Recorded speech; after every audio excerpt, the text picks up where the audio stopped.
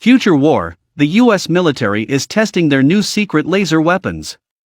The laser wars are coming.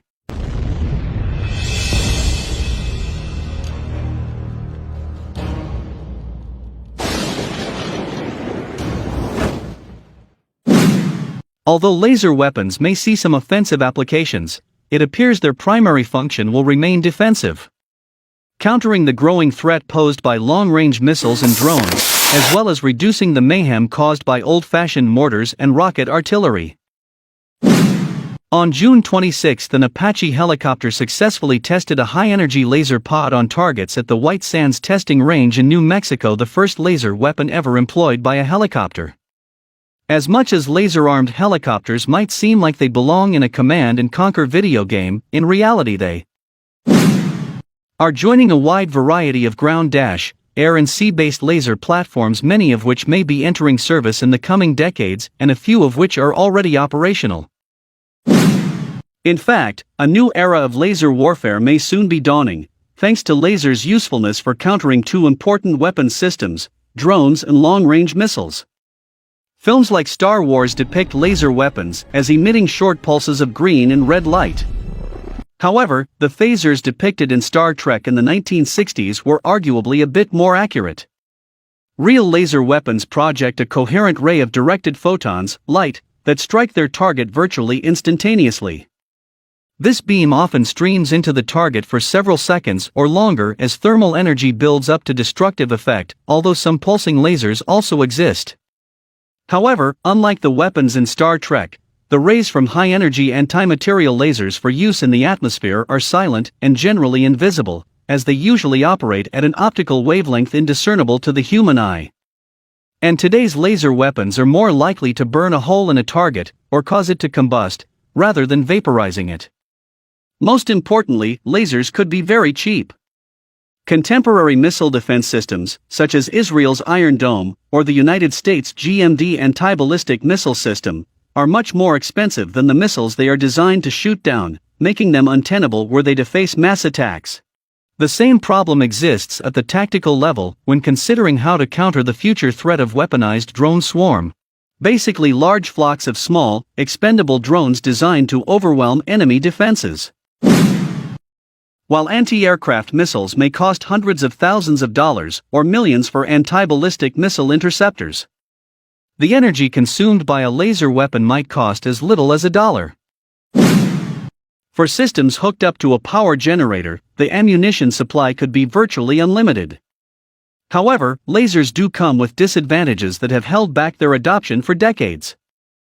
To start with, laser energy tends to bloom or diffuse in an atmosphere, limiting maximum range especially when obstructed by sand, smoke or fog. In fact, the relative lack of obstructive particles in space explains why they are considered ideal space-based weapons. Indeed, lasers might be practical for disabling small ground vehicles, attack boats and aircraft. However, the majority of contemporary lasers are designed as defensive weapons to counter drones and enemy missiles and shells.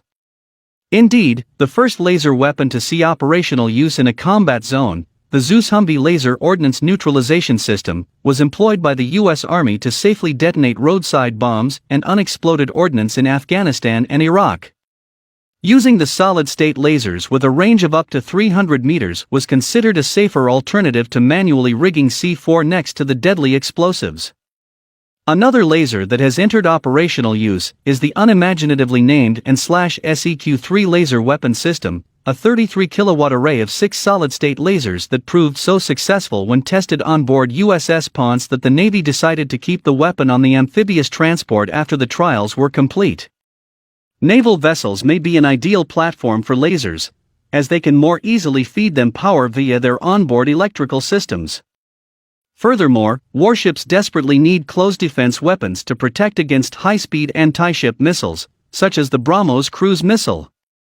Naval lasers also have application against swarming drones and high-speed motorboats, and could even be useful for delivering non-lethal warning shots or disabling specific components of a vessel without sinking it.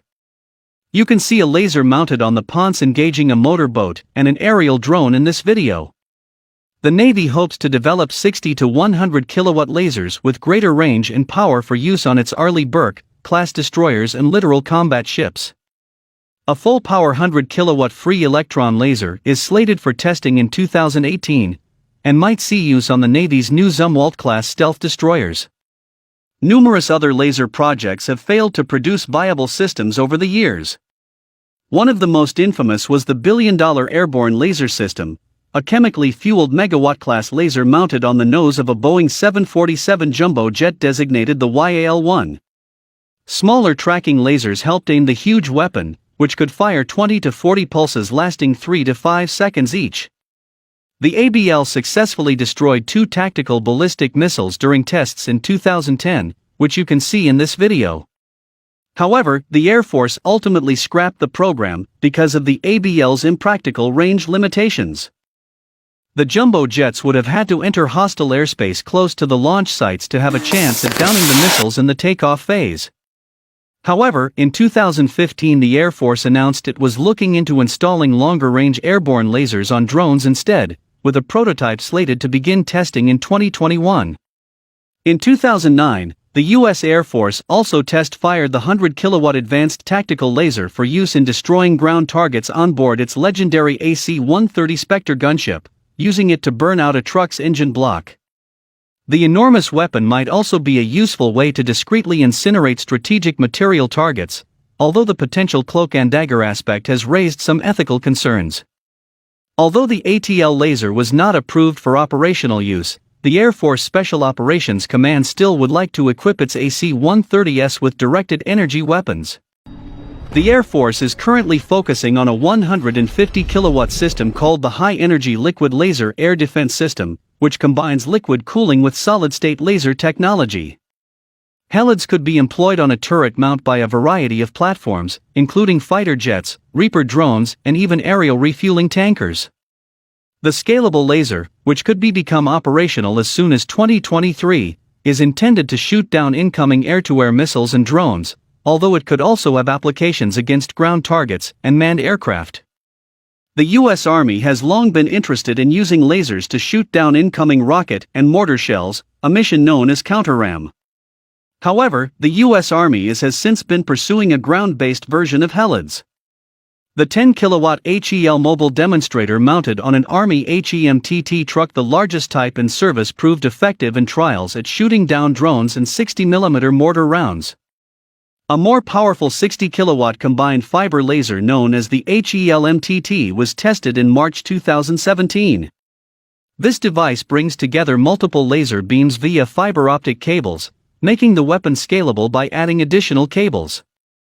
Eventually, the Army hopes to ramp up to a 100 kilowatt laser, which might guarantee timely destruction of heavier projectiles. Separately, in May 2017 the Army tested a 5 kilowatt drone-killing laser mounted on an 8-wheeled Stryker armored personnel carrier in an air defense trial at Fort Sill. The mobile armored laser shot down 21 of 23 drone targets, in what was billed as a realistic exercise. A powered-up 10 kilowatt version, with greater range and hitting power, will be tested in November. Numerous earlier attempts at developing laser weapons such as the FEL and ABL lasers failed, not because they couldn't destroy their targets, but because they were too bulky and short range to be practical. However, contemporary programs appear to be addressing the problems of size and mobility, and several are likely to enter service early in the next decade, with similar systems entering service in Russia and China. Although laser weapons may see some offensive applications, it appears their primary function will remain defensive, countering the growing threat posed by long-range missiles and drones, as well as reducing the mayhem caused by old-fashioned mortars and rocket artillery.